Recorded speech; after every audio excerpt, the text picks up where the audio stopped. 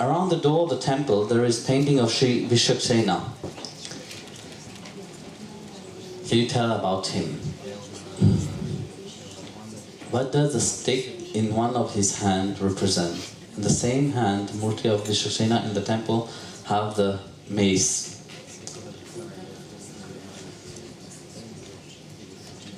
You see, Vishwakshena is a general, the general of the army of Mahavishnu.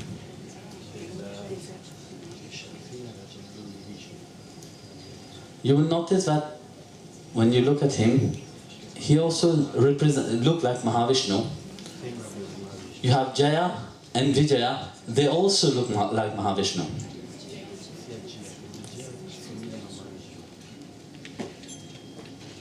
Because in Vishnu Lok, Swarga,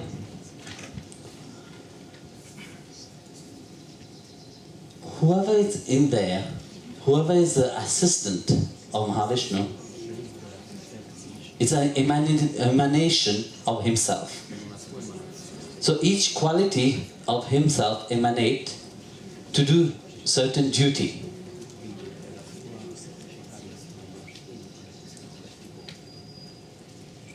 So Vishwakshena, like I said, is a general. The stick that he holds in his hand is the same as the danda, the stuff that the Swami have. This represents the order. And that's why you see he's like a policeman. You know? So you know the policemen always have this stick with them, you know, to make order. So Vishwakshena is like that. He's there to protect the Vishnu Lok and to create the right order within the hierarchy.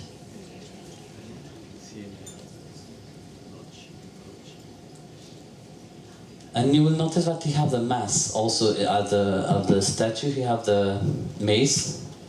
So it's the same thing. The mace symbolizes power. He have given full power by Mahavishnu to have perfect order in the universe. So the Lord himself, he is the protector, no? But his emissaries also is a protector.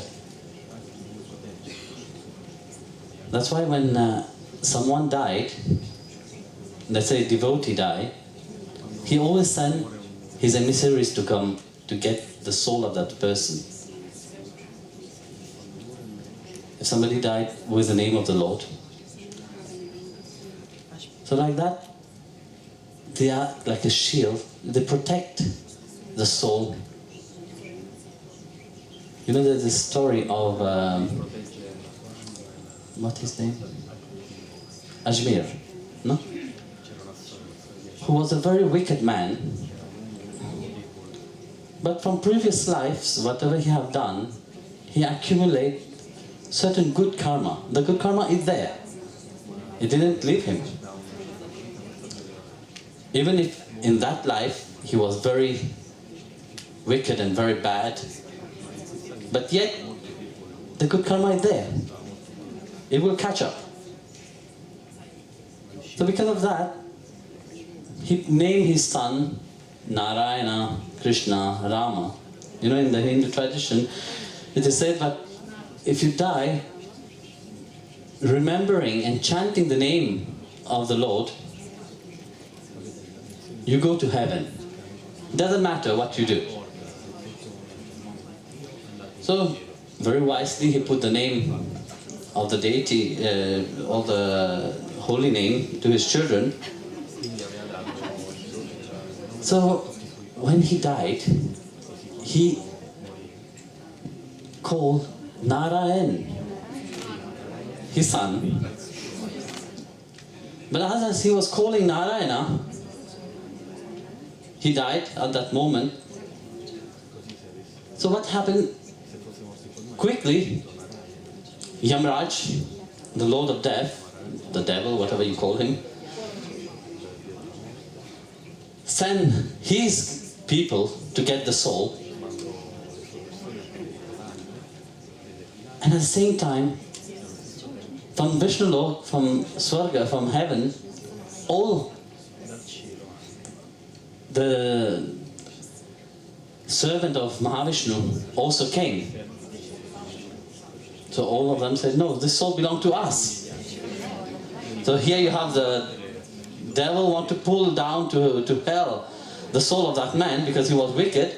The other side, you have the Deity, you know, all the angels, all the pulling the soul of that man, you know, Ajmir. So they went into a fight together. The poor man, he's on his deathbed. You know, during that time, 3 days before you die, everything becomes clear. You see also things, but you see the reality of things. So what happened? He started to see what is happening between these two. The devil wanted to take him to hell and the other one wanted to bring him to heaven. Just because he chanted the name of Narayan. One time, he was even not thinking of Narayana himself. He was thinking of his son. So the servant of Mahavishnu said, no, because of that he had to go to heaven. Because the name of the Lord has the power to erase all the sin in one life. But then the devil said, no. He did it, he was not calling Narayan, he was calling his son. Then he said, doesn't matter. The name of the Lord is the Lord himself. There's no difference between the name and him. So a big fight happened. Meanwhile, as you know, there is a time for everything. There's a time to be born, there's a time to die. So when the time of dying passed, the soul entered back again the body. So meanwhile, he could remember everything what he saw. So that made him change his life. Because he saw that the Lord have sent his servants to protect him. Just by reciting one name. Imagine when you are chanting, how many times do you chant the name of the Lord? And how powerful it is. So like that he realized, he changed his life. He stayed for 12 more years alive. He became very good. And he helped many people. So at the end, when he died a second time, only the servant of the Lord came. And these servants are sent by Vishwakshena. He's the one who is in charge of sending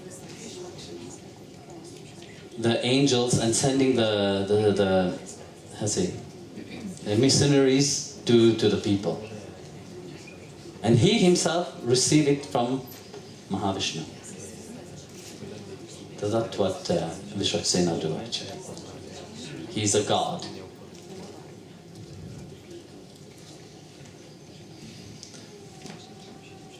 You see here in the temple, you will see Vishwakshena is this. You see the picture of him.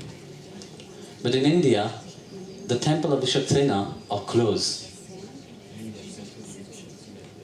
Once every, I would say 30 years, they open one time.